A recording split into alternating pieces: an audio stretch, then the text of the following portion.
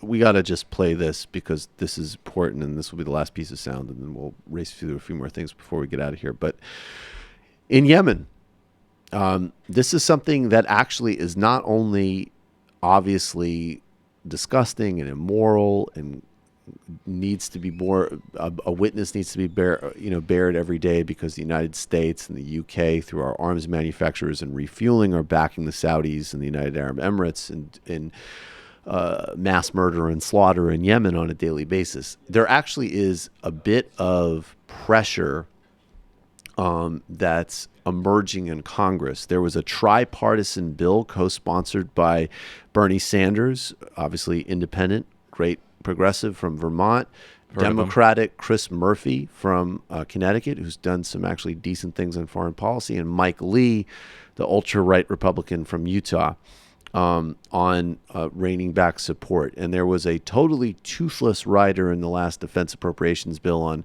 Mike Pompeo getting the Saudis and the Emirates to certify that they were doing their best to minimize civilian casualties, which obviously they are not. And of course, you wouldn't trust the Trump administration to do. But the point is that there's some momentum here in terms of some congressional displeasure over the mass murder that we participate with and enable every day, and maybe a little bit of pushback towards all of the Raytheon lobbying for the murder spree.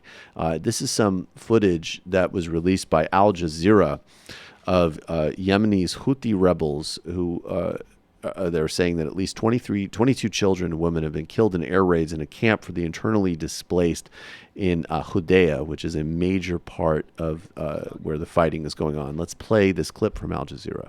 Iranian-backed Houthi rebels say at least 31 people, including women and children, were killed in an attack on their convoy in the western province of Hudaydah. Dead children and women. Disgusting crime. The victims were trying to escape a camp in Al-Kuwi, which the coalition says was being used to launch missiles. They hit us while we were on the road. This little boy was spared, unlike the 44 children killed 2 weeks ago in another strike.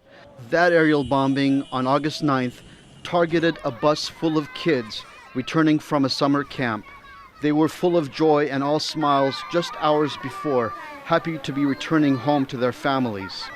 The charity Save the Children says Yemen is the worst place in the world to be a child. One broken-hearted father scoured the scene for evidence his child may have been spared. I just found some of what my boy was wearing. I didn't find any of his remains.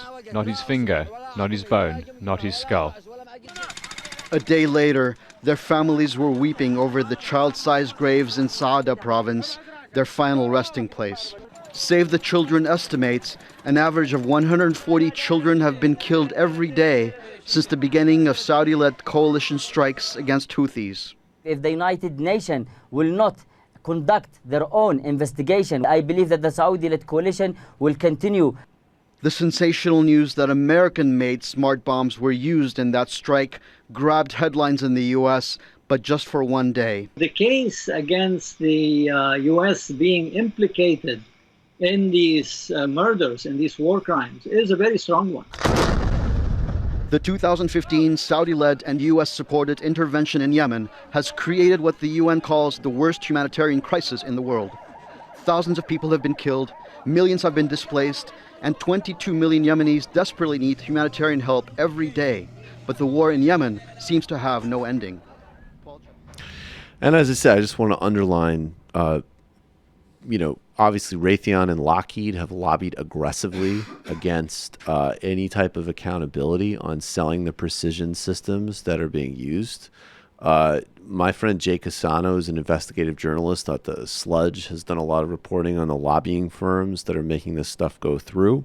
And a guy, I think his name is Buck McCunin, who's a former Republican congressman, who's one of the lead Saudi and arms manufacturer lobbyists. The Obama administration gave the go-ahead for them to start this, although in typical Obama fashion, they kept a few checks on what they would sell them and how much cover they've given them. And that's completely all been, of course, totally unshackled under Trump, although absolutely the Obama administration was complicit and a supporter of this as well.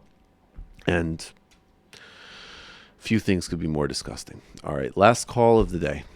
But call people about this, because as I say, there really actually is some there's pressure that can be brought to bear on this situation. Don't let your disgust turn to apathy, right? Right.